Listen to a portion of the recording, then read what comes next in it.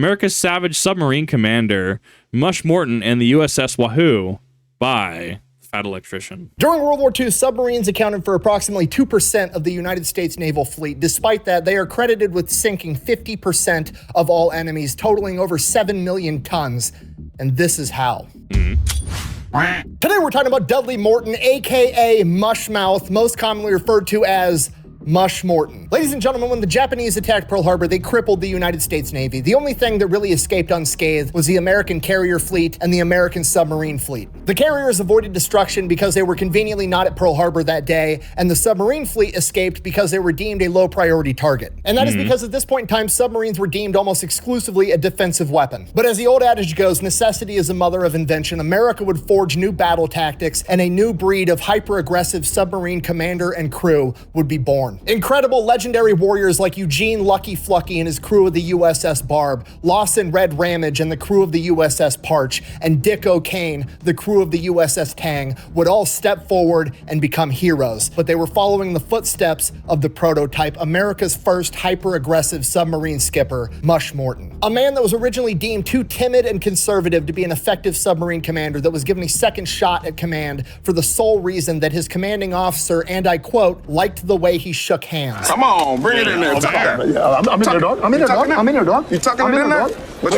And with that second chance, he would take a defensive weapon and turn it into one of the greatest offensive weapons in history, changing warfare forever. And we're going to get into it right after a word from our sponsor.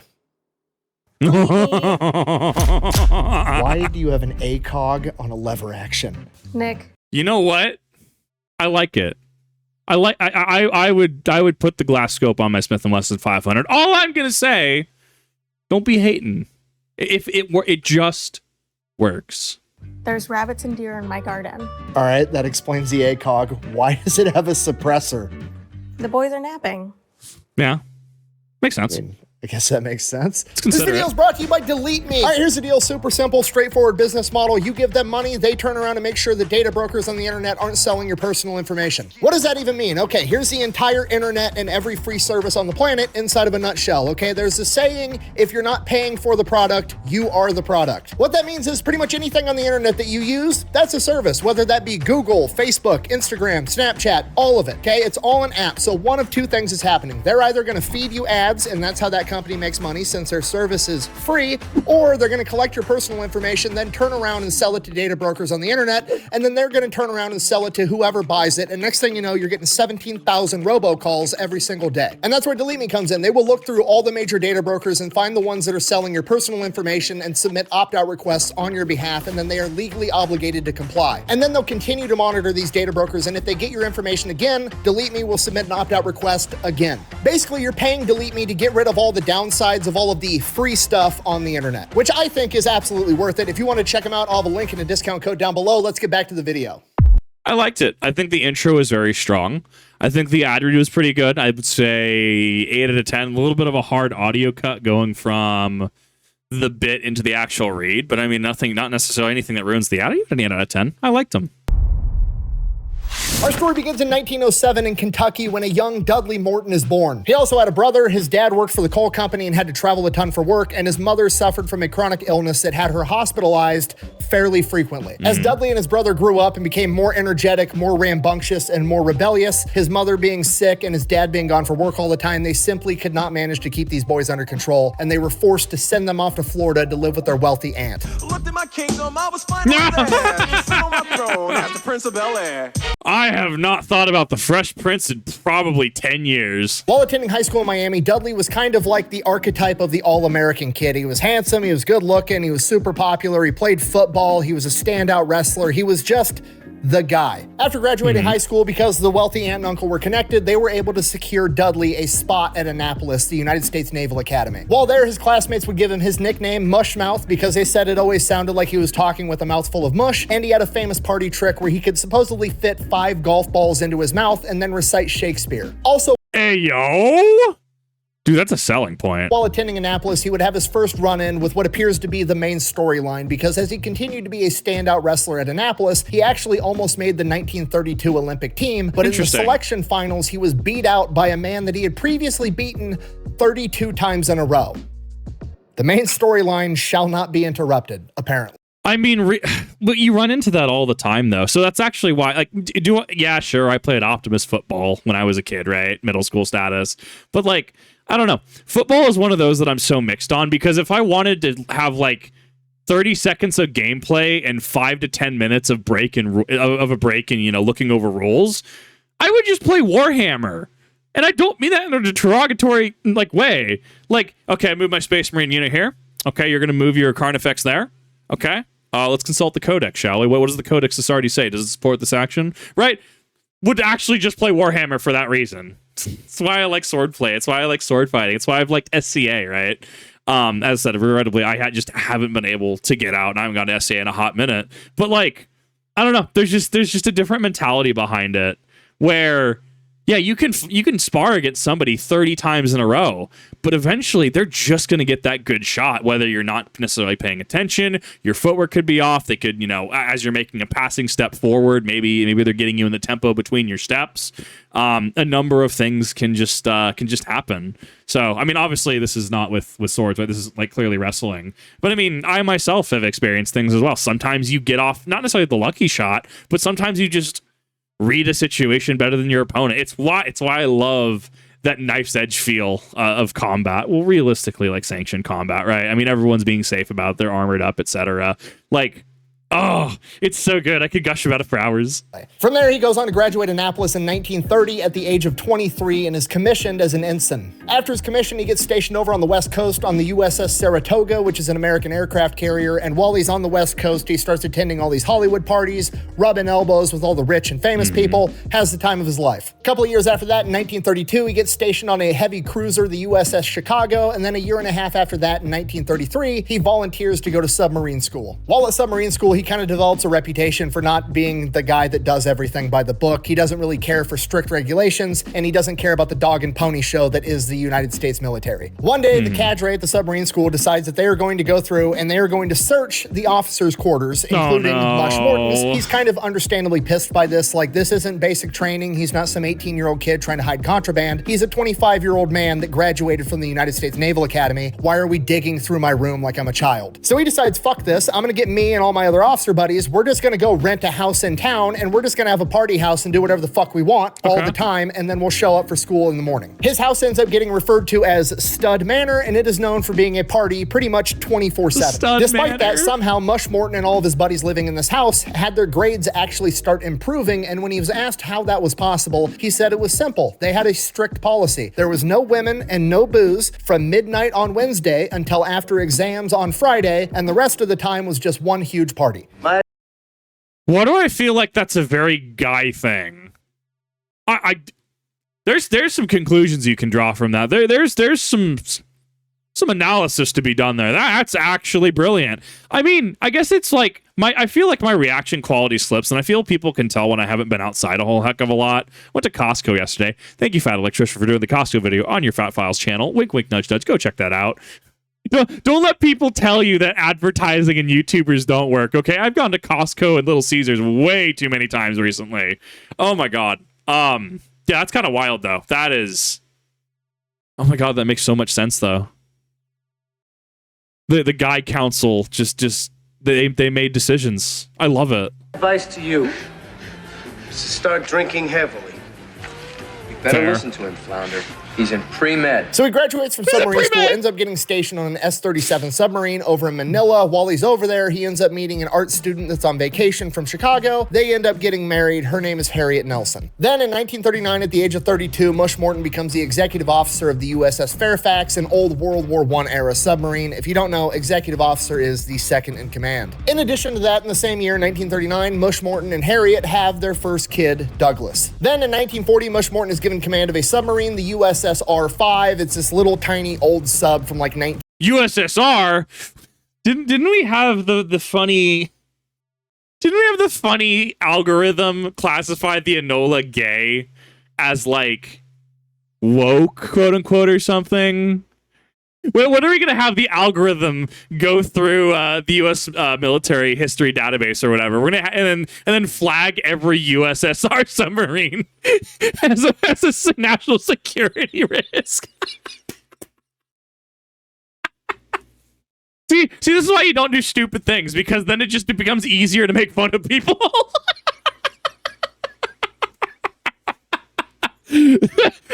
USSR, you know, these submarines, you know, sound like commies.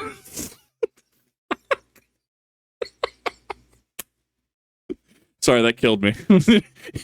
And now the weather. 1918. Shortly after that, in 1941, Mush and Harriet would have their second child, their first daughter, Edwina. Then on December 7th, 1941, the Japanese attack Pearl Harbor, and America is now at war with Imperial Japan and Nazi Germany. Shortly after that, Mush Morton and the USS R5 get their first chance to engage the enemy. They're over in the Atlantic and they spot a German U-boat that has been devastating American supply lines. Now, the important context here is this is a new era German U-boat. This is one of the most sophisticated submarines on the planet, and the USS R5 under the command of Mush Morton is a tiny, shitty little submarine from 1918 that has almost no combat value, but they're being put into combat anyways, because after the attack on Pearl Harbor, the submarines are all America has. Well, you know what? He's the little submarine that could, okay? He's got a lot of spirit. The size, mate.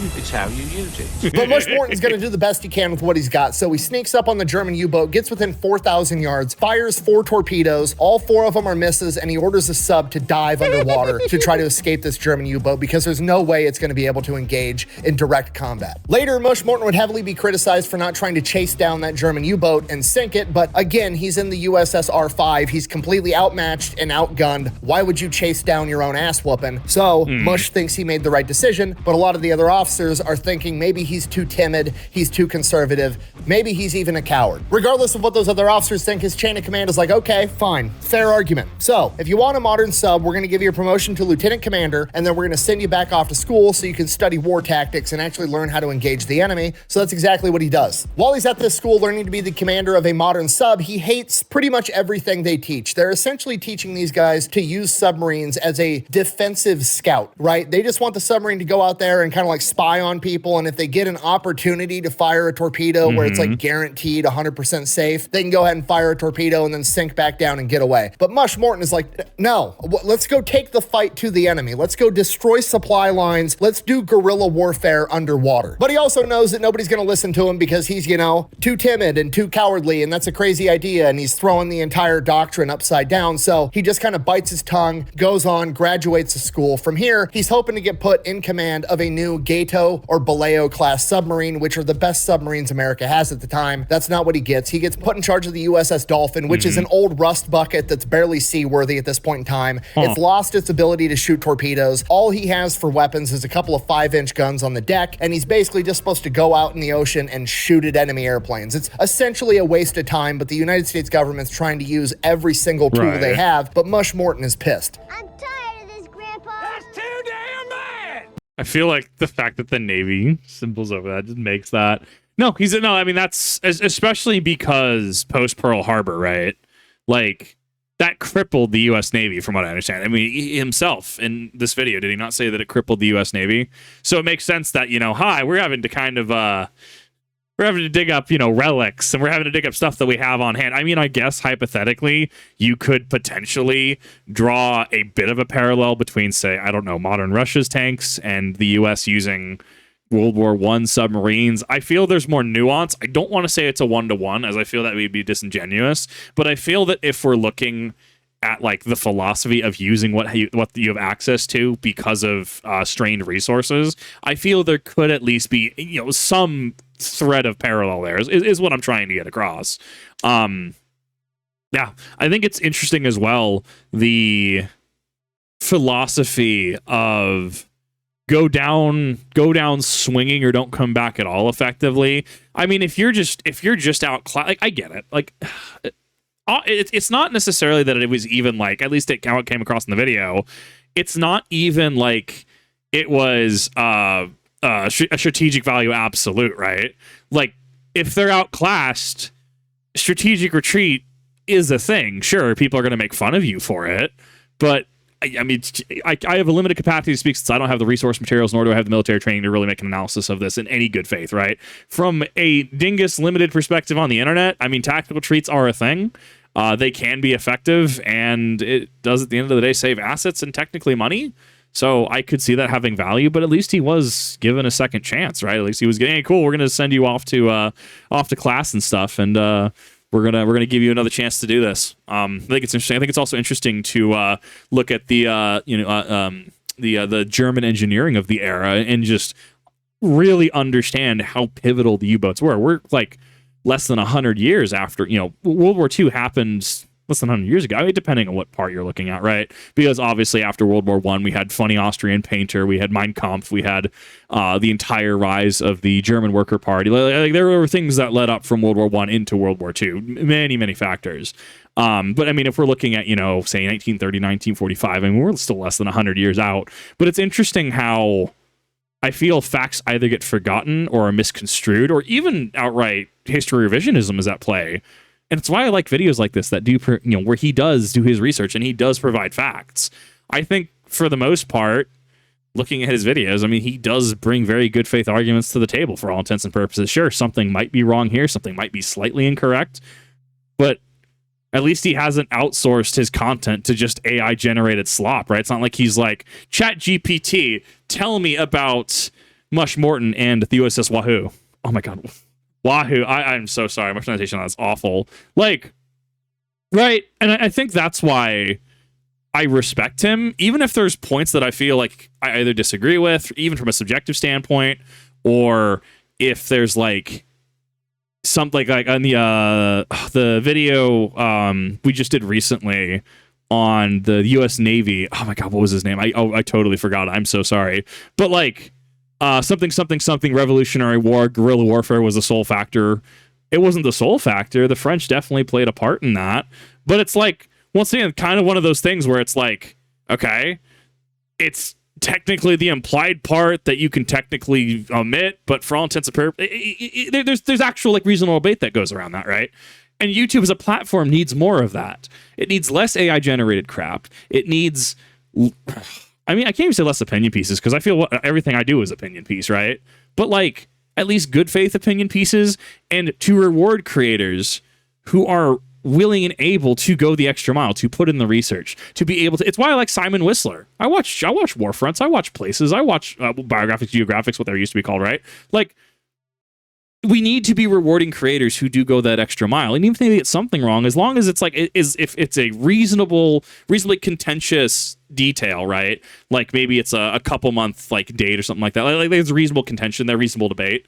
Or or there's a disclosure of like historians debate X, right? As long as it's mostly done in good faith, that's fine. When it starts getting into strict opinion piece or outright just blatant incorrect information, which, to clarify, this is not, that's when you have a problem. This is why I want to see him succeed. Because, I mean, he's already succeeding. Let's be real. He's almost at 2 million subs at this point in time. But, like, this is what people need more of.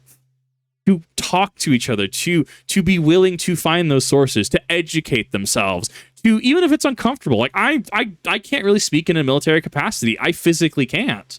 I'm a dingus civilian for all intents and purposes, right? Like, I can only speak so much on the topics.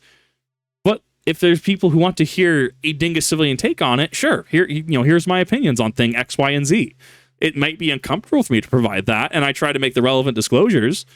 But like, at least the conversations are being had, and the attempt is being made, and then you can I criticize and critique myself constantly to be able to understand where missteps are, where points of contention arise, and ultimately where I can do better. This ship is basically a death trap. He knows that, and he tries to tell his chain of command he doesn't want it. And his chain of command gets super pissed at him. His direct commanding officer ends up saying, with your record of cowardice, and now you're saying that this ship isn't good enough for you, I think you're being a coward again. So he fills in the paperwork to have him yanked out of submarines entirely and tries to have him reassigned to a surface ship. Obviously, Mush Morton pushes back against this, and it goes all the way up to Admiral Babe Brown, the top dude in charge of him. And he goes in, has a meeting with him, and Babe Brown decides to give him a second chance at being a submarine officer. He's not going to be a commander right away, but he's going to continue being an officer on submarines. And his reasoning was, and I quote, "I liked the way he shook hands."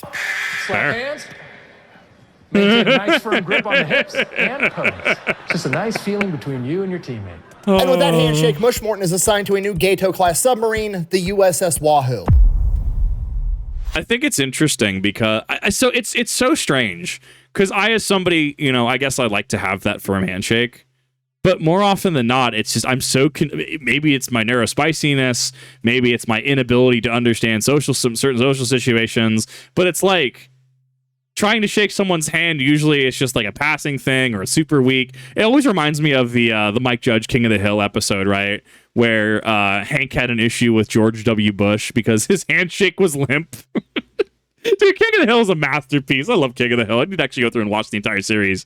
That's kind of what that reminds me of a little bit. It's so strange. So when given I like the way he shook hands. I think that there's more information that people more in tune and dialed in can really glean from that. And I think it's rather fascinating. So he reports to his new ship, the USS Wahoo, is under the command of Commander Kennedy and the executive officer, Dick O'Kane. Mush and O'Kane immediately hit it off and become friends, and it doesn't take long for Mush to realize that not many of the other officers really care for Commander Kennedy. The guy had previously been a commander of a surface ship, didn't know a whole lot about submarines, whereas Dick O'Kane had been in submarines for years and years and years, and Commander Kennedy refused to listen to anything he had to say. Commander Kennedy was overly cautious to the point that he was just doing dumb shit aboard the USS Wahoo that made life miserable for the entire crew. Okay, I need you to understand this is a diesel-powered submarine. Okay, so it's got diesel generators. Those diesel generators charge a bunch of battery banks, and batteries require water. So having a lot of fresh water on a submarine was always a huge issue until this new Gato class, because the commander Cheng Li was placed in charge of getting shit done for the United States Navy, found out that they had developed these new distillers and had these distillers put in all the new Gato class submarines so they could make as much fresh water as they needed. Okay, this was huge. This meant that the Gato class submarines were always going to have fresh water for the batteries, and on top of that, they were going to be able to make more, so the crew would actually be able to have showers and wash laundry and do all the shit that would make life not as miserable while you're sitting under the water inside of a metal tin can with a bunch of other dudes sweating your ass off. Commander. But how do you deal with the shower jellies? Or does that all just kind of sort itself out? To which somebody dials in and goes, Kip, what did you just say? To which I respond, don't worry about it. I mean, it also makes sense, right? The salt water, corrosion, etc., right? Especially if it heats up, it also can leave sediment, sediment and residue, right?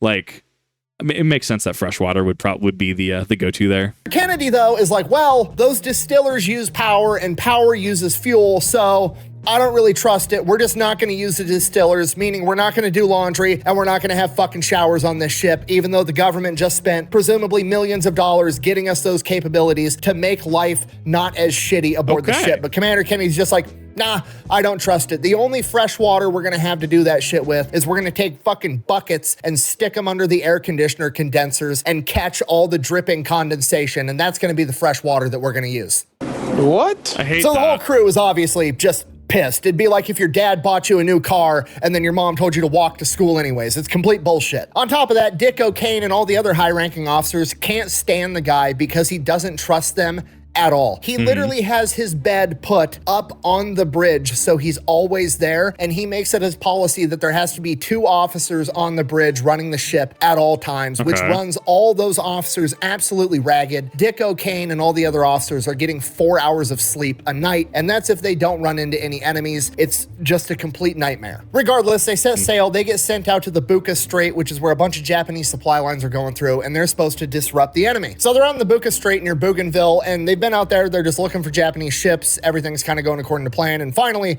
Mush Morton's had enough of this no taking showers bullshit. He sends the order to some of the guys, fire up the distillers.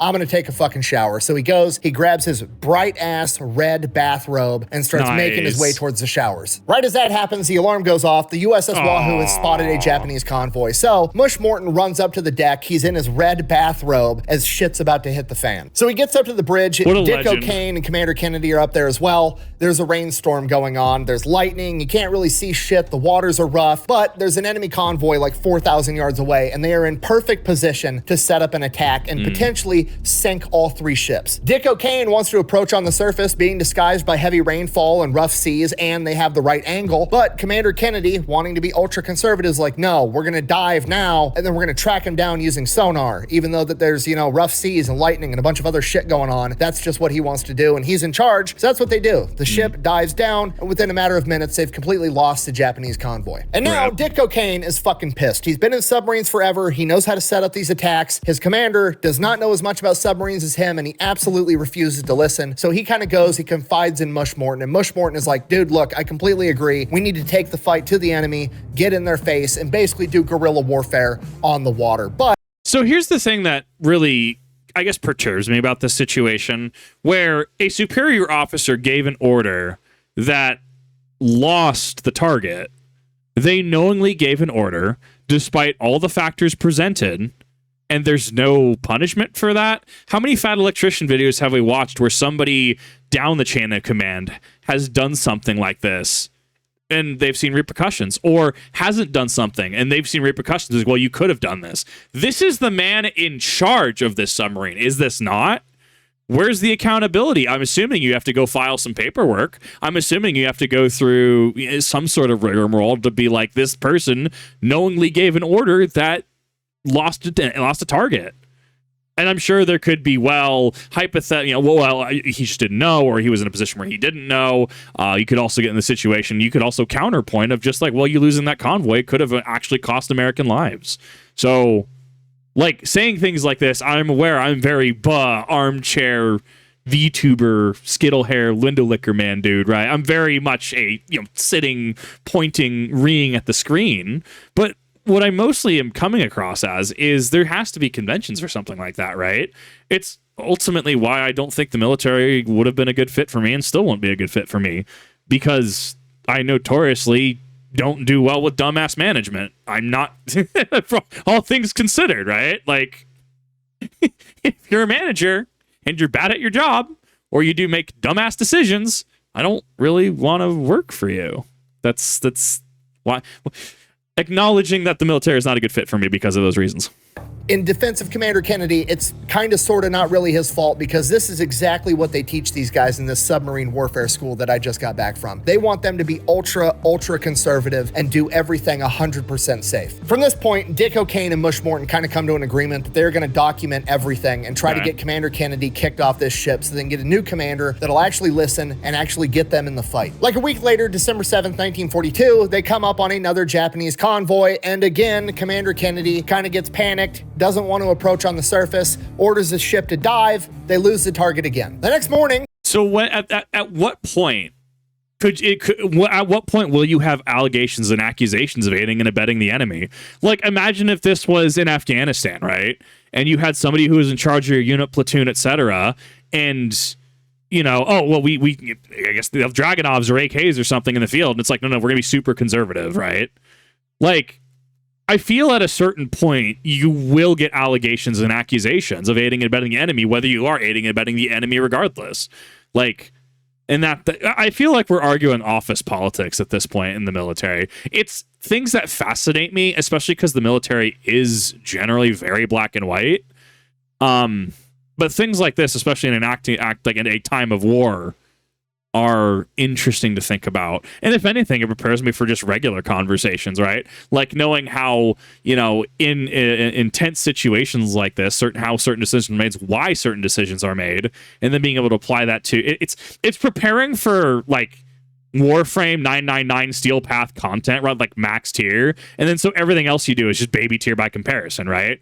Or like making sure you have your absolute airtight meta build for any game.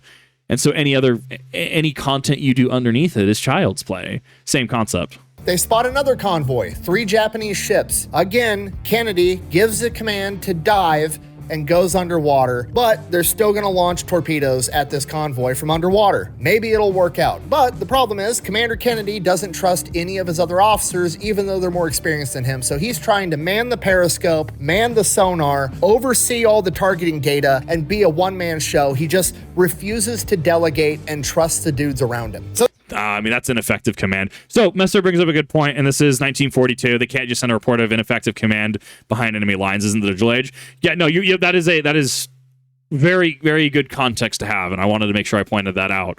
This is ineffective management. This, if anything, is not only is it overworking the crew, but it's also centralizing way too many things. And I would argue at this point, this behavior, this management style is endangering the lives of people under him, at least as a armchair dingus on the internet. They've got the enemy in their crosshairs, essentially, and everybody's just kind of standing on the deck watching Commander Kennedy run around like a chicken with his head cut off, trying to do everything by himself, and they're like, he's gonna fuck it up again. He's gonna miss it. We're never gonna do anything in this war. We're just gonna sit here and watch this guy fuck up everything the entire time. But Commander Kennedy actually kind of pulls it off. He gets the targeting data on one of the freighters, fires 4 torpedoes, 3 of them hit the freighter, huge explosion, sets the whole thing on fire. At this point, everybody on the deck is shocked, like, holy shit, we actually fucking did something. At this point, Dick O'Kane is like, okay, fucking grab the next ship. There's 3 of them. Let's fire at the next one. And Commander Kennedy's like, no, dive deeper. And then they just kind of sit there, let the destroyer come, drop depth charges, trying to take them out. Now the whole submarine's getting fucking rocked. They're not fighting back. And it's just like,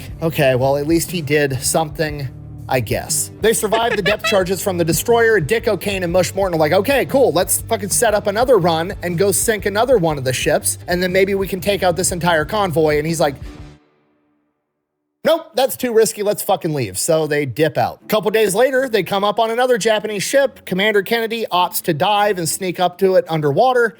Whatever, I guess. So they sneak up on this ship, they get right on top of it, they're ready to fire torpedoes and sink this fucking thing, and Commander Kennedy's like, nope, we're not going to fire torpedoes. During this time period, did we not have a not see, making sure to put a space emphasis there, not see party in America? Did we not have people in New York saying that this funny mustache man, had some, he wasn't all that bad? The reason I bring this up is to clarify, to not endorse that, right? Clearly, furthest thing from my mind. But to bring up that, at what point do you say this is ineffective? You are putting lives at risk, needlessly lives at risk, and at this point it feels like you potentially, allegedly, could be aiding in letting the enemy get away from the U.S. military, well, U.S. Navy specifically.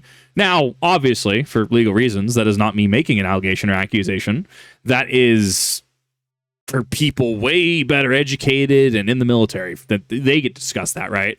But when you do something or have a habit of doing something, it has a habit of instilling certain ideas in people and certain biases. So he could just be, trying to overwork himself and, he's trying to do everything by the book and he could be giving it his all. But to continuously let ships go in an active time of war and vetoing any protest, that's not going to breed confidence. That's going to breed mistrust. It's going to breed distrust. That's going to cause people to look at him as far as like, why are we here at this point? I think it's interesting to look at from both a historical lens and a modern lens. And and I don't know if stuff like this gets addressed, right? I mean, we've talked about military management who Air Force General, like 2-star Air Force General, had some allegations levied against him in 2024, I believe. And instead of, going to military court, he's just, I would like to retire. Cool. Glad to know that glad to know that's just an option, that really awful management, even historically in this case, just kind of gets away with it. It's really, really heartwarming. I say that with satire. But he's completely shocked, like it's just in the crosshairs. All he has to do is say fire, torpedoes away, and they're gonna sink this fucking ship. And he's like, no, technically we're in another submarine's AO, so I don't want to take one of their kills, which is completely fucking ridiculous. Sir, that's an excuse.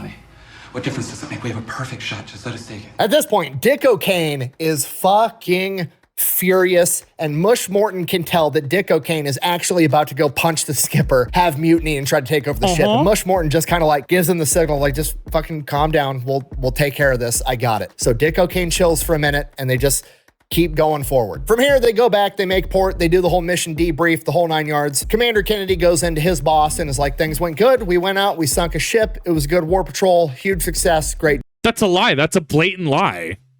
Excuse you? Job. Then he leaves, and then Dick O'Kane and Mush Morton go into his office, and they're like, how do you guys think it went? They're like, yeah, we sunk a ship. We could have sank fucking 10 ships. When asked directly by the Admiral what he thought of Commander Kennedy, Mush Morton responded, and I quote, this man is a yellow-bellied son of a bitch and should be relieved of command. The entire room goes silent. Commander Kennedy gets relieved of command, and now Mush Morton is the commander of the USS Wahoo at 34 years old. Also, while this is going on, Mush Morton and the rest of the crew are catching up on all the news that's been going on while they've been off on this war patrol, and they're finding out about all the atrocities the Japanese are committing in the Philippines, Manila, all over the Pacific theater, how they're killing Americans, how they're torturing innocent civilians, and a hatred for the Japanese grows inside of all of them, especially Mush Morton. And that's You know what this brought to my mind again? So knowing this, knowing that sentence that he just said, what was the U.S. military, especially those that had served in World War II, what was the U.S. military's response, obviously on a not unofficial level, to the United States pardoning Shiro Ishii and professionals, quote unquote, at Unit 731? Because remember, historically, this is a fact. The U.S. did, for all intents and purposes, take Shiro Ishii's work, Unit 731's work, and while it led to many medical advancements, at what price? The U.S. was, for all intents and purposes, compliant in, not having, the Japanese trials, right? Not having Nuremberg 2.0. I wonder how many veterans who were in the Pacific Theater and kind of watched that happen, I wonder how many of them were pissed. I wonder how many of them had reservations.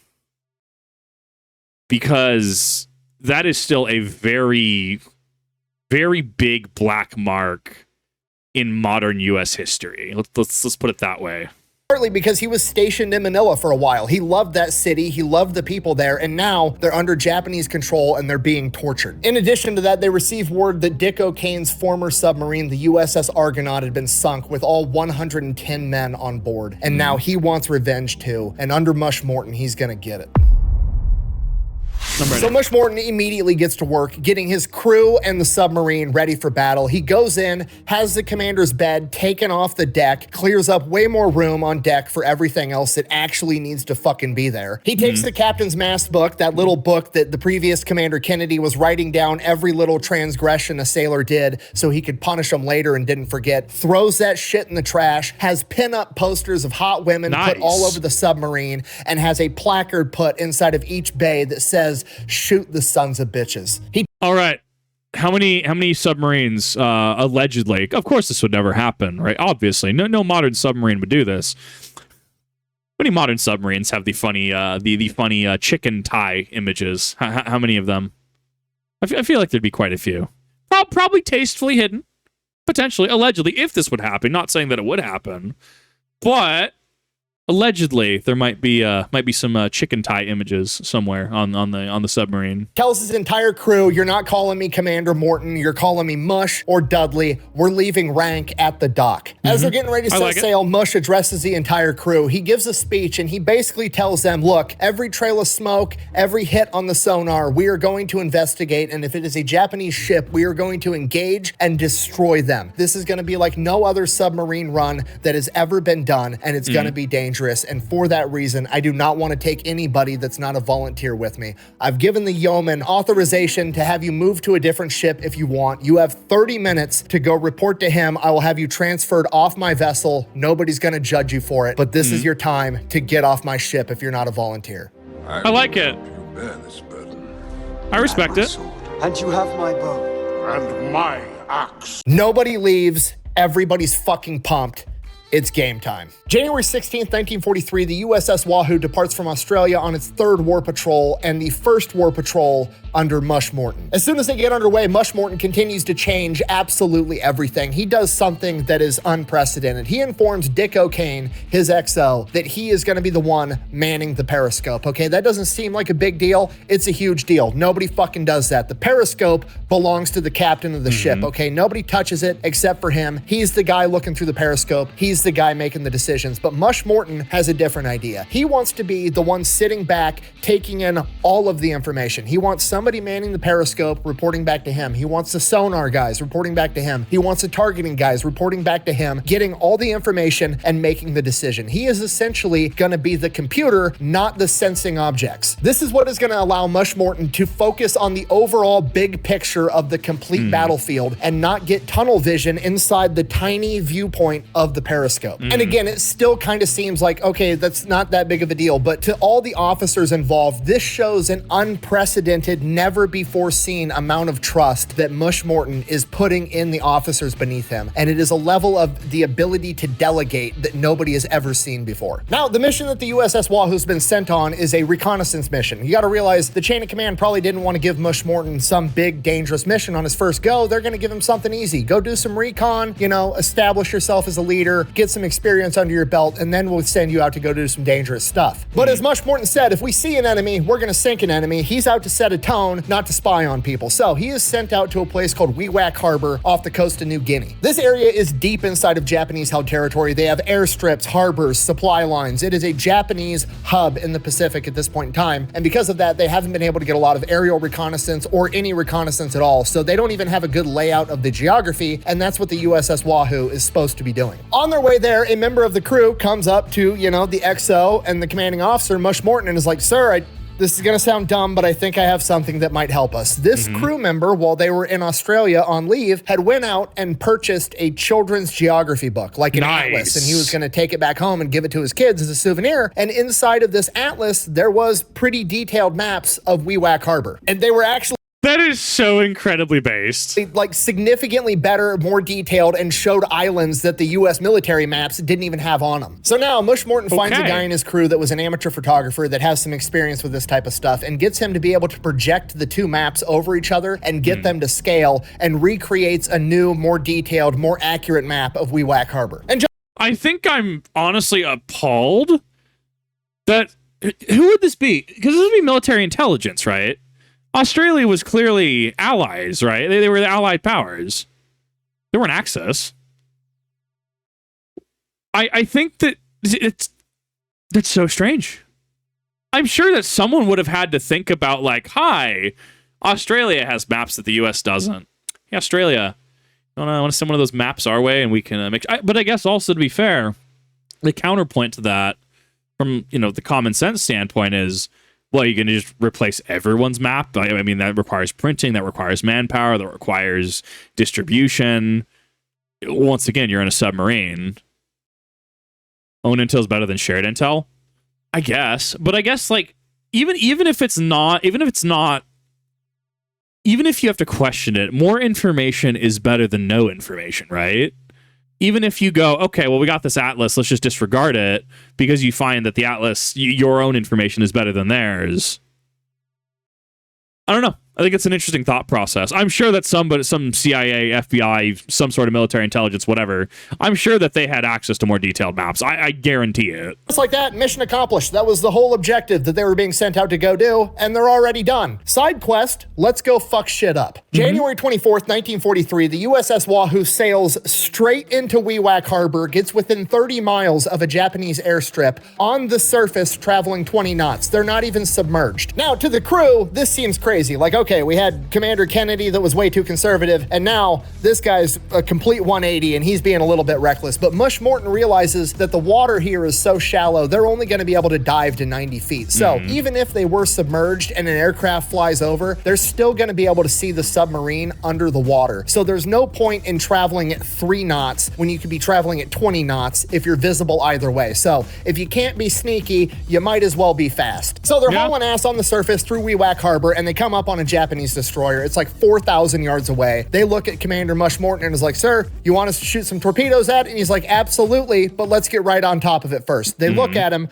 like he's absolutely crazy. And they're like, what? They're Japanese. They're never going to expect an American submarine to be inside their own harbor this close to take a shot. To which his crew responds, yeah, I wouldn't expect us to do that either. So they sneak up within 1,700 yards, at which point Dick O'Kane is looking at Mush Morton like, bro, are we going to fucking take this shot or not? It's a bullseye at this point. And Mush Morton says his new catchphrase, anytime, Dick. They fire 3 torpedoes, 3 hits, break the back of the Japanese destroyer, sink it instant. Wow. Mush Morton then immediately orders a dive. They dive down to 90 feet, slip out of enemy-held territory. 12 hours later, they resurface. Morton cracks open the massive store of booze that he had loaded onto the ship, and they have a party. Then 2 days later, on January 26th, they see smoke on the horizon. Better go investigate what's going on there. So they chase them down. They see a Japanese ship. They dive to periscope depth. They start maneuvering into position, and it's actually 3 Japanese ships in a convoy. It's 2 Japanese freighters and a large transport called the Boyu Maru with no escort. This is a perfect target. Dick O'Kane gets lined up on the first freighter. Mush Morton hits him with the anytime Dick. They fire 2 torpedoes, immediately pivot, fire 2 more torpedoes at the other freighter. The first freighter gets hit with both torpedoes, starts sinking immediately. The second freighter gets hit with 1 torpedo. The other torpedo misses. Now, with the second freighter only hit with 1 torpedo, it's not enough to actually sink this ship, but it slows it down. But the freighter does something unexpected. It turns directly towards the USS Wahoo. It's going to try to ram the sub and cut it in half. Mush Morton doesn't panic. He just grins. And don't we see this in another video from the Fat Electrician where he goes into another of the Japanese boats tried to ram a submarine? Interesting. Says, and I quote, shoot that son of a bitch down the throat. Okay, this is unprecedented because a down the throat shot is when you're shooting straight on at a ship, okay? The ships are arched in the water like this. You have to hit a dead ass bullseye because if you don't hit it right at the front, it's going to glance off the side and the torpedo's not going to explode and hurt the ship. So this is a low probability maneuver, but this is Mush Morton and Dick O'Kane. As the USS Wahoo's maneuvering to line up this perfect shot, one of the crew members accidentally fires one of the torpedoes prematurely. The Boyu Maru, not the freighter, the transport, sees this coming towards it and veers out of the way for fear that it's coming for it instead. And this exposes the Boyu Maru's entire broadside, at which point Mush Morton and Dick O'Kane are like, fire 2 more right at the broadside of that big ass transport. Fire 2 torpedoes, 2 hits, cripples the Boyu Maru. It's going down now too. Problem, we still got this slow ass freighter coming to cut us in half. So Wahoo lines up this shot again, fires 2 torpedoes at this freighter right down the throat. One of the torpedoes detonates early, and the other torpedo is a direct hit but doesn't fucking detonate. Mush Morton and the Wahoo have just had their first run-in with the infamous Mark 14 torpedo, which in early World War II absolutely fucking sucked. They were going off too early. They weren't going off at all. They were a pile of shit. Mush Morton gives the command. They dive as fast as possible to 100 feet, and the freighter drives right over the top of them and keeps going, trying to get away, traveling at like 3 knots. I miss you, Mama Speed. Ricky Bobby's back. Well, what are those things? Oh my god, is Wonder Bread still around? I haven't seen that logo in a hot minute. The Wahoo resurfaces, but the batteries are drained. They're not going to be able to catch this freighter, so the Wahoo turns its attention to the crippled Boyu Maru, the huge transport, fires 2 more torpedoes. Another one's a dud. The other one detonates right below the smokestack, breaking the entire back of the ship. This ship is full of Japanese soldiers, sailors, and Indian POWs, and they all start diving off this ship as it rapidly starts sinking. From here, the USS Wahoo's on the surface. They've got the generators running, trying to recharge the batteries. They're going to chase down this freighter later, and Mush Morton makes the most controversial decision of his entire career. The crew of the Boyu Maru manages to get about 20 life rafts out and floating on the water, and Mush Morton, realizing that his standing orders are unrestricted submarine warfare, makes the decision that he's going to go out and take out all of those life rafts. They are in enemy territory. These guys are going to get picked up by another ship. They're going to get taken into Guadalcanal, and all these Japanese soldiers are going to be used to kill American Marines, and Mush Morton's not about to let that shit happen. So he pulls up next to all these life rafts and has his crew get up on the deck with a bunch of Tommy guns. Now, are you allowed to shoot at the crew of a downed ship? No, you're not. That's a war crime. However, you are allowed to shoot at the life rafts that they're inside of. And that is exactly what the crew of the USS Wahoo does. They open fire on these life rafts, trying to pop them. dismantle them, and that way these guys are going to be lost at sea. But the people on the life rafts start returning fire, at which point they're now enemy combatants and they're fair game too. Now, the extremely unfortunate side of this is that on that ship there were British Indian prisoners of war as well, and they are caught up in the crossfire. Now, we don't know exactly what happened, but we do know in hindsight that the Boyomaru had about 1,100 men on board, and during the entire engagement, from the torpedoes hitting, the explosions from that, the sinking of the ship, the elements, drowning, and the gunfire, approximately 282 people died, both Japanese soldiers and POWs. Japan would later use this incident as propaganda as a justification, saying that America was all a bunch of violent war criminals and that we were not abiding by the rules of war. And because of that, a lot of anti-war people would buy into the propaganda and also agree that Mush Morton was in fact a war criminal. Now, was this a war crime by today's standards?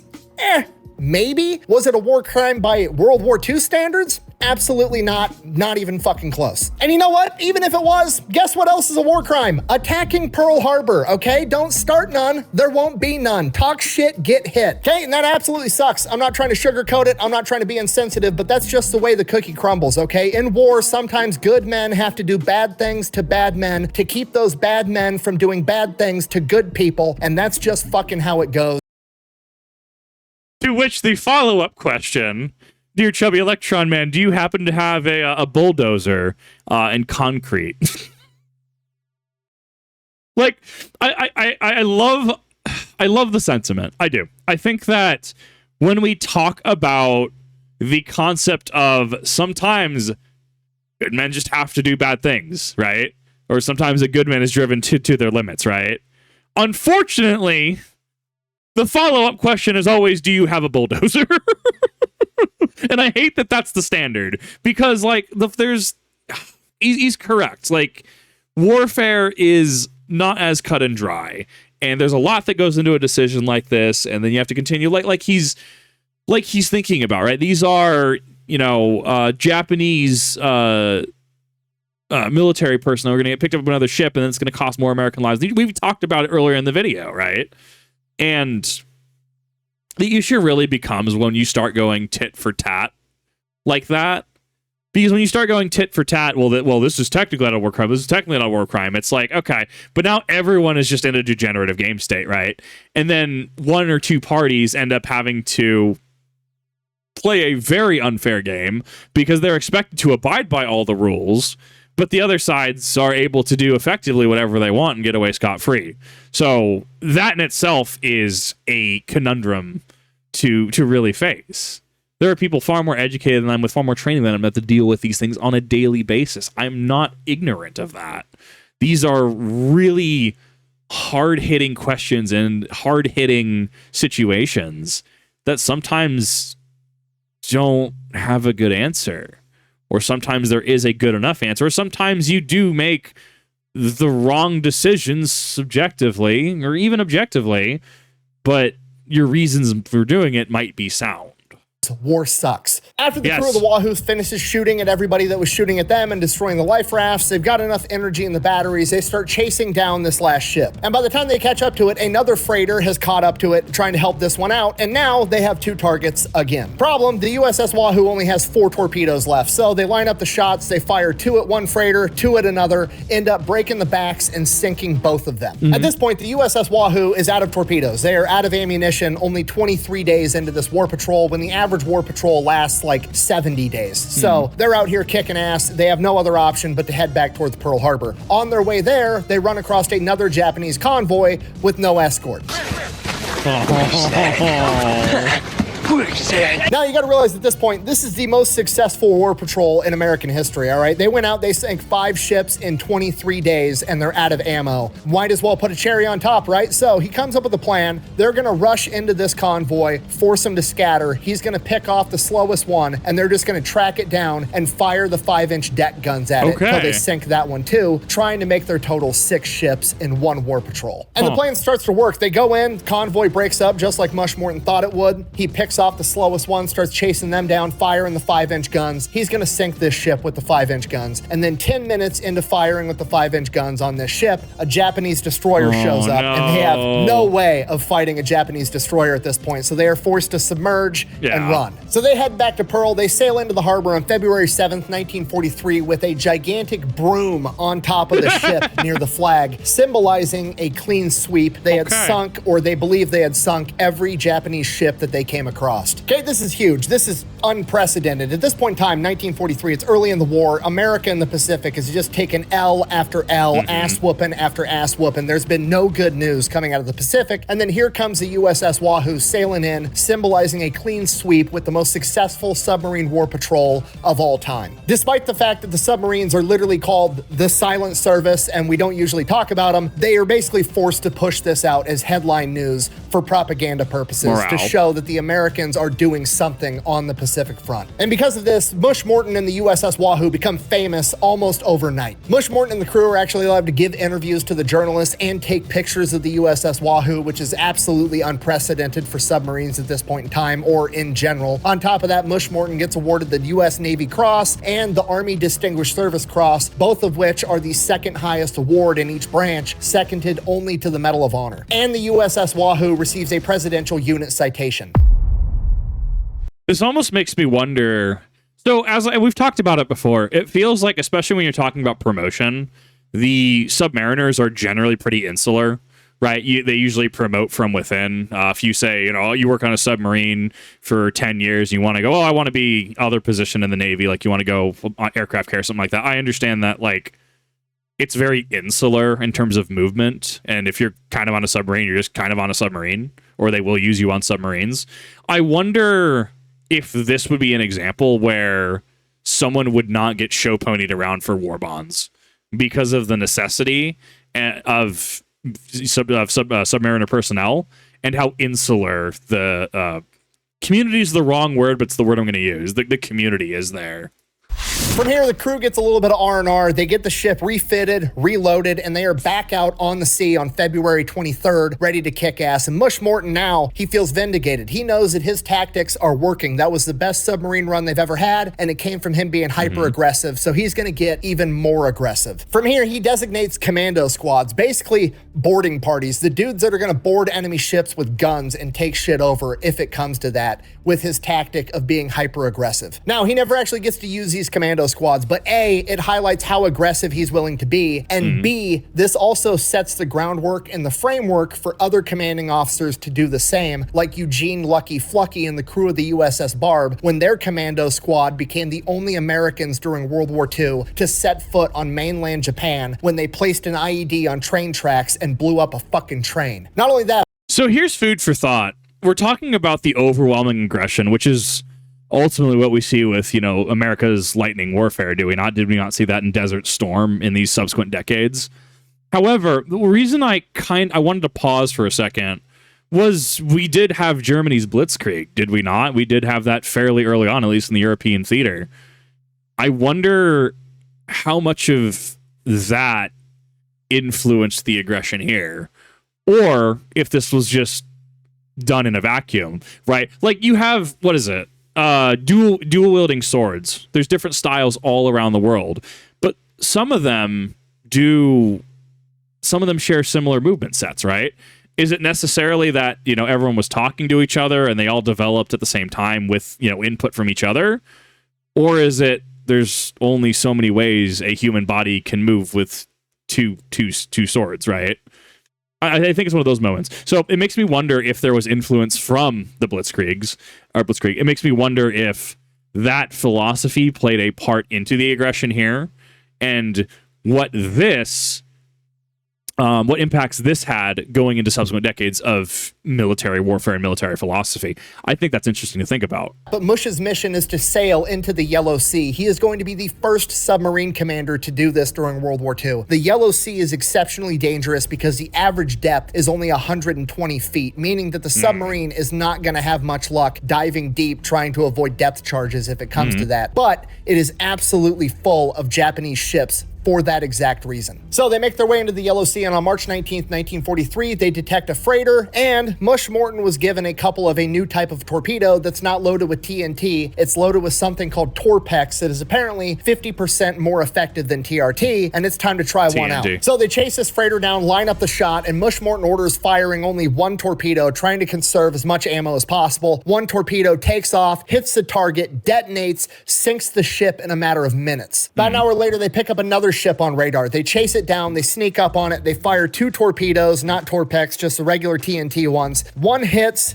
detonates, blows a hole in the ship, but not enough to sink it. Second one hits, fucking dud again. These goddamn Mark 14 torpedoes are pissing Mush Morton off. They circle back around, they fire two more torpedoes, another dud, and the other one veers off course. At this point, they spot the USS Wahoo, start firing shells at it. They are forced to submerge and retreat. These torpedoes are becoming the bane of Mush Morton's existence. He just wants shit to work. Later that day, they spot another freighter, sneak up on it, fire three torpedoes, sink that one in a matter of minutes too. Then that night, they spot another freighter, and this one is huge. It is 6,500 tons, the Nido Maru. They sneak up on it, fire torpedoes, sink it in 3 minutes flat. Later that night, they find another freighter filled with coal for the Japanese war effort, sneak up within 1,000 yards of it, fire a single TNT torpedo, blow that one up as well, bringing their total to guaranteed 4, potentially 5 ships in a single day. Very next. So this is kind of tangentially related, but my brain was literally just thinking about this as he's talking about ship warfare.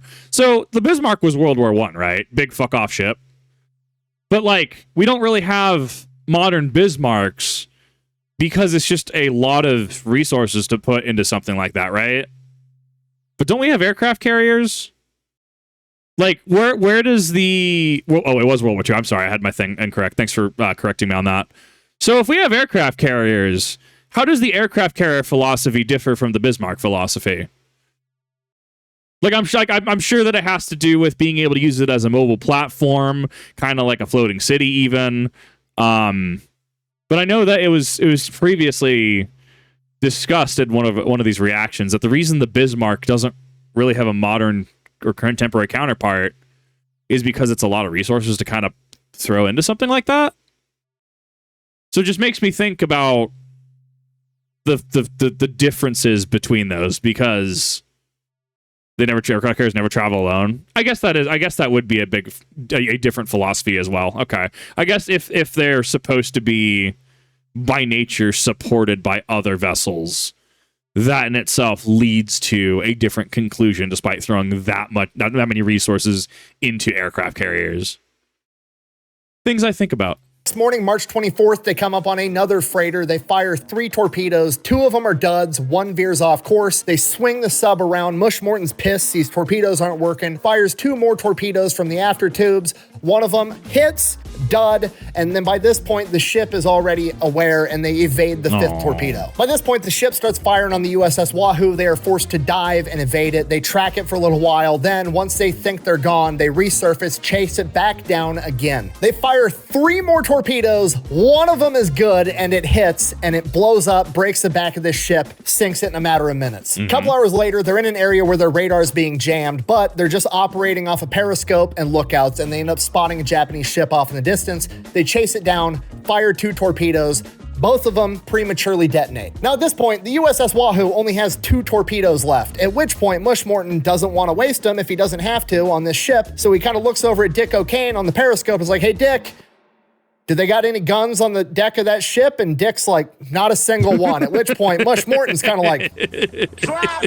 Mush Morton orders them to surface the ship. They're going to sink this motherfucker with the deck guns. They roll up and just start unloading on this ship with the 4-inch guns and the 20mm guns, punching this thing full of holes. It's dead in the water and burning. While this is going on, another Japanese freighter rolls up, and these guys have guns, so they think they're going to fight back. They start shooting at the USS Wahoo. USS Wahoo starts shooting back with the 5-inch and 20mm guns and wrecks that ship too. Obviously, this is not as effective as a torpedo, but over the course of a couple hours, both of these freighters end up sinking. Next day, they come across this little fishing ship, but this fishing ship has this comically large communications array on it, and they're like, that's a fucking scout. So they go, they engage, they open up on it with the deck guns, and at this point, they're so close, they're hammering this little ship, but this little fucking ship just will not sink. Mush Morton sends up the commando crews, but the ship is too rough for them to actually board it. So these guys run back down into the sub, they go into the galley, they grab a bunch of liquor bottles and make homemade Molotov cocktails and start throwing the Molotovs onto this fishing ship. This little ship was just taking so much fire, Mush Morton eventually decided, like, okay, I've wasted enough ammo on this thing. It's dead in the water. We've destroyed the communication array. We're just gonna move on. 3 days later, dude, that ship had like 99 constitution. Like that is disgusting how tanky that thing was. Come across 2 more little ships. They open up with gunfire. They spend over 500 rounds on these 2 little boats and they just won't sink, but they're dead in the water and they're burning, so they move on again. That night, they're almost out of ammo for the deck guns. They've only got 2 torpedoes left and they're figuring, okay, we're probably just gonna head back to Pearl Harbor, get some more ammunition. And then at 3 o'clock in the morning, they pick up a freighter on the radar. They track it till dawn. That morning, they line up their shot, fire their last 2 torpedoes and sink that ship too. From here, they make their way back to port. They signal to Pearl Harbor their tally that they have wrecked or sank 9 enemy vessels, to which Pearl Harbor replies, congratulations, the Japanese think that there is an entire wolf pack operating in the Yellow Sea. If you don't know, that means that the USS Wahoo just fucked up so many enemy ships that the Japanese think that there's an entire fleet of submarines operating in the Yellow Sea, not just Mush Morton and the USS Wahoo. Don't really remember how many. Maybe 1. So first off, thank you, chat, for clarifying the difference in philosophy as far as the carriers go. I was reading those in chat. As far as carriers seem to be, there's always escorts and other things. It's a network of assets rather than just a singular big ship, right? I think I picked up my "and" usage from Jeremy Clarkson. I think I picked it up from Top Gear. I don't remember where I picked it up from, where the actual grammatically correct thing is to say a big ship when I just say "and" big ship. I don't know why I do that. But yeah, the difference does make sense where it's used as a cohesive unit rather than a solo unit that is meant to go and just, seek and destroy, which is very interesting. So thank you for that. That's kind of wild, yeah, especially being in such, Yellow Sea, very shallow waters, being able to effectively Naruto, Minato Namikaze, 4th Hokage, Yellow Flash, right? Just, God, there's so many of them. No, it's just one dude. It's just one sub. No, you can't tell me there's not one. There's way more than that. I kind of love it. On their way there, they actually get orders they're not going to go to Pearl Harbor. They're just going to go to Midway, pick up more ammunition, and go back on their 5th war patrol. Once they get to Midway, do the full debrief. Morton ends up getting a 2nd Navy Cross for heroism, and Dick O'Kane ends up getting a Silver Star. But then, both of them get blindsided by one of their fellow officers, a guy by the name of McMillan. Now, this guy's been in submarines quite a bit longer. He's like 4 years older than Mush Morton. He's 8 years older than Dick O'Kane, and this guy's basically just butthurt that he's not running the show. So he tells Vice Admiral Charles Lockwood, oh, the missions were chaotic and they were poorly planned and things could have went better than they did, to which Mush Morton basically replies, the mission speaks for itself. It's literally the most successful war patrol of any submarine in World War II at this point, and the 2nd most successful war patrol of any war patrol in all of World War II. They were only beaten later on by the USS Tang when it was under the command of Dick O'Kane. So McMillan basically gets told to eat a dick and shut the fuck up. From here, look, because I was actually unironically about to ask about, well, one got, Silver Cross, another got a Silver Star, and I was about to ask about, I wasn't really going to ask. It was in the back of my mind about people comparing and contrasting medals, but I also kind of wrote it off as they're just there. It's the teamwork makes the dream work. They're part of a cohesive unit, right? So it's interesting that this conversation and this butthurt, quote unquote, episode came about because I feel like my ability to really speak on this is fairly limited, if I'm being completely honest, right? I'm not military. I'm not certainly a recipient of any sort of medal, anything, right? I feel this is one of those, much like, Navy SEALs talking amongst themselves, right? Certain Navy SEALs becoming content creators, right? And thus having, their own discussions and debates. Respectfully, I kind of leave that at the door. I don't really feel there much I can add on that point specifically. I think it's interesting from the outside looking in and seeing how that's dealt with. But in terms of input in regards to who deserves medals, jealousy, envy, I will politely leave that to the military to discuss. I don't really have anything to add there. I was curious about the interaction.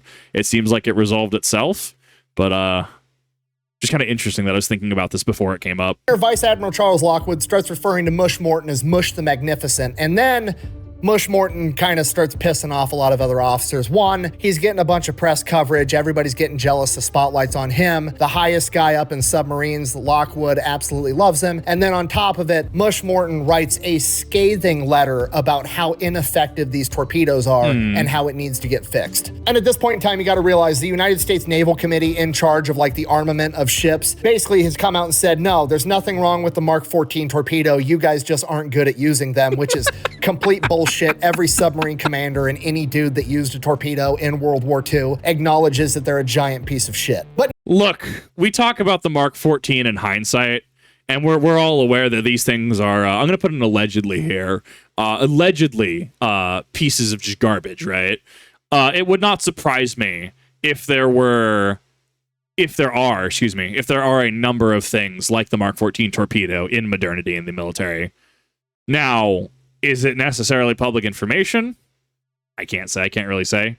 I would assume that there would be modern iterations of this. The military grade. Yeah, that is, yeah. I'm very well aware of the quote unquote military grade. Civilians see military grade. Oh, hell yeah. Military sees military grade. So it is awful. Interesting to think about. Now that this is coming from Mush Morton, the most successful submarine commander and one of the most famous war heroes of World War II, it starts making a lot of waves and pissing off a lot of high-ranking officers because now they're getting in trouble. Regardless, the Wahoo gets restocked, refitted, and sets off on its next war patrol on April 25th, 1943. This time they're getting sent up to the Aleutian Islands because apparently there's a huge Japanese fleet up there and they want the USS Wahoo to go distress the enemy. I got you. Got you. It's better if nobody you don't know anything. What are you talking about? I'll take care of it. So they make their way up there. They identify. See, how you handle a conversation like that is cool. You'll take care of it. I don't need to know. Like it's gonna get taken care of. I know nothing. Why are we here? Yes, I'll take another beer, please. A Japanese airstrip, Dick O'Kane, going full gung-ho, says we should start shelling this thing with the deck guns, but Mush Morton declines the offer because they're there to sink enemy ships, not announce their presence by firing shells onto an airfield. So they forego that idea. Fast forward to May 4th, they finally come across an enemy ship, and it is an auxiliary seaplane tender with a plane on top of it.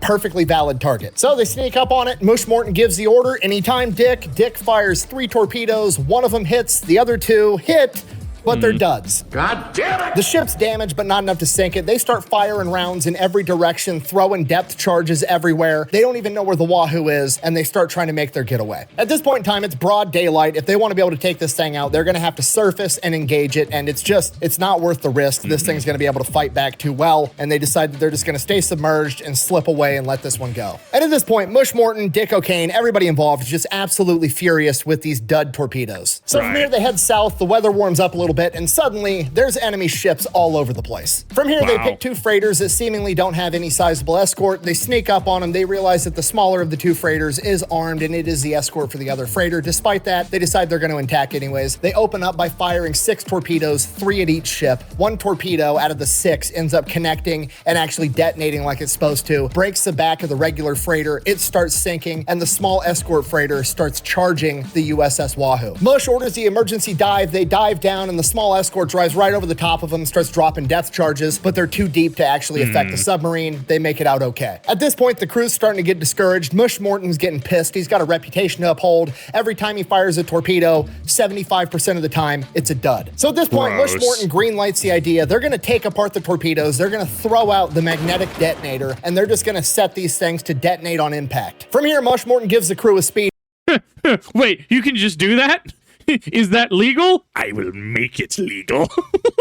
I'm paraphrasing, but he essentially says, that's it, we're done sneaking around. We're going to get right up close to these guys and punch them in the goddamn teeth with these torpedoes set to impact. Now the crew's getting fired up. They think they fixed the torpedo issue. Captain's not giving up. They're not giving up either. Sure enough, the next morning they spot 2 ships, 1 big-ass oil tanker and a freighter. They go to engage. They fire 6 torpedoes, 3 at each. The 3 fired at the tanker all detonate, blow this thing up, sink it in like under a minute. Out of the other 3, 1 hits, 1 detonates, but it snaps a spine, and that one sinks too. Both ships sink before the crew members can get out to take a picture. Bad news, they've got all kinds of shit popping up on the radar now. There's apparently a bunch of Japanese ships in the area, so they dive down as deep as they can to 300 feet and just try to wait it out. Now they know the Wahoo's in the area and they're willing to fight about it, so Morton has to change up his tactics, be a little bit more conservative. He's gonna stay submerged during the day. He's only gonna operate above the waterline during the night. At this point, they're running out of torpedoes, but they're trying to make the best of it. Then about a week later, on May 12th, they come across 2 more Japanese ships. They go ahead, they line. So, I mean, effectively, they're pulling the tech, because I was curious, are they going to actually be deep down, and are they going to try to circle around? Are they going to try to strafe around?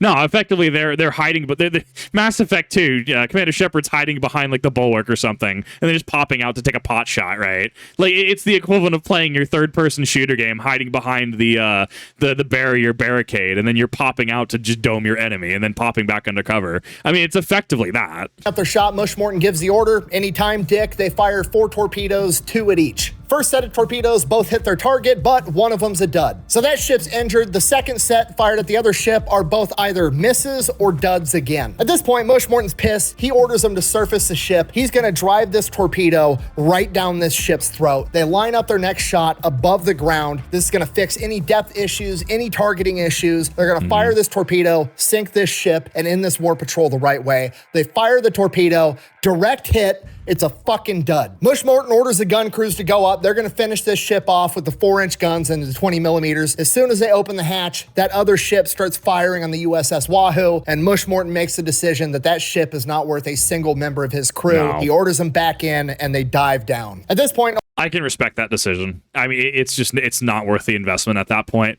That is like you actually like throw your headset controller status at that point to just be a dud like that. all they can do is head back to port. That's exactly what they do. They sail into Pearl Harbor. They do not fly the broom this time. This was not a clean sweep. Mush Morton is absolutely pissed off with their performance, but Charles Lockwood, the commander, is actually pretty happy with it. By the metrics of all the other submarines that are going out right now, this is still a very successful war patrol, but Mush Morton's standards for him and his crew are just that much higher that he's not happy with it at all. Despite that, Mush Morton is issued another Navy Cross, and Dick O'Kane is given another Silver Star. Dick O'Kane is also promoted, and he is going to go get a submarine of his own, and he is going to be the commander of the new submarine, the USS Tang. So Mush Morton gets his new XO. I mean, this is effectively the person. It's like everyone's playing Dark Souls, right?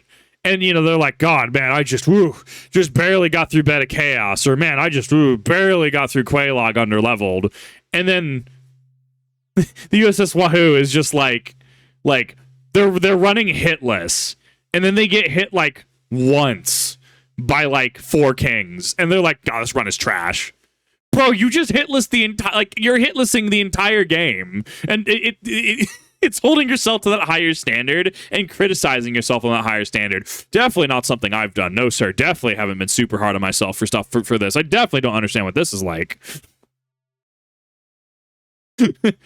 Oh, I got hit by 4 kings. Bro, there are people who struggle to beat Dark Souls. August 1943, the Wahoo sails into the Japanese Sea. Mush Morton wants to implement a new tactic. He wants to open up by firing only 1 torpedo at a time, as opposed to the standard volley of preferably 3, but at a minimum 2. He thinks that this is going to help him conserve ammo and sink more ships per war patrol. And the plan almost immediately proves to be a tremendous failure, not because necessarily it's a bad idea, but because the torpedoes fucking suck. Every time he fires a torpedo, it's either a miss or a dud, and he only fired 1. After attempting to engage multiple ships and all the torpedoes being failures, he radios back to Pearl Harbor. Pearl Harbor tells him to come back. They end up offloading a bunch of the torpedoes for testing, and Charles Lockwood criticizes his technique, says you need to be firing at least 2, preferably 3 torpedoes, and then he loads the USS Wahoo with the new Mark 18 torpedo that's supposed to be more reliable. And with that, on September 9th, 1943, they take back off into the Sea of Japan, straight into the heart of enemy-held territory on an extremely dangerous mission. We don't know exactly what happened, but by October 5th, 1943, they would signal to Pearl that they had sank 3 ships in the La Perouse Strait. The La Perouse Strait at this time is an extremely dangerous area, heavily fortified by the Japanese, connecting the Japanese Sea to the Sea of Okhotsk. And unfortunately, that transmission on October 5th was the last transmission that the USS Wahoo ever sent. The USS Wahoo was supposed to send another check-in transmission on October 26th, but it never came. With that, Charles Lockwood dispatched planes and ships to check return routes, hoping to find the USS Wahoo disabled but still floating. But they never did. On November 9th, Admiral Lockwood was forced to make the announcement that Wahoo was a month late to its report time and presumed to be lost at sea with all hands. The USS Wahoo remained lost at sea until its wreckage was discovered in 2006.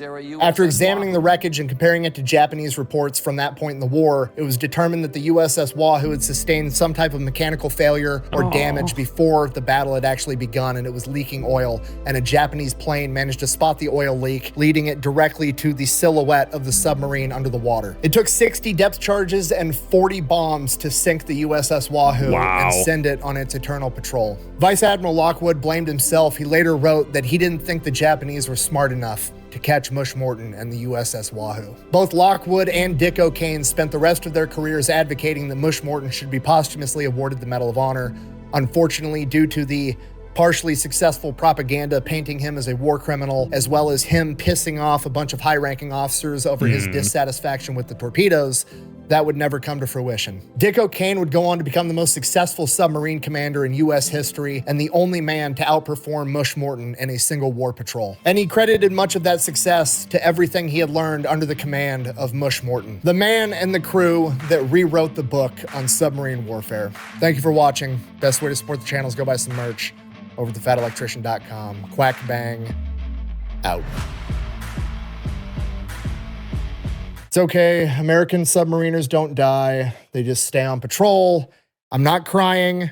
This office is infected with onion cutting ninjas. They are. They're everywhere. Sneaky little bastards.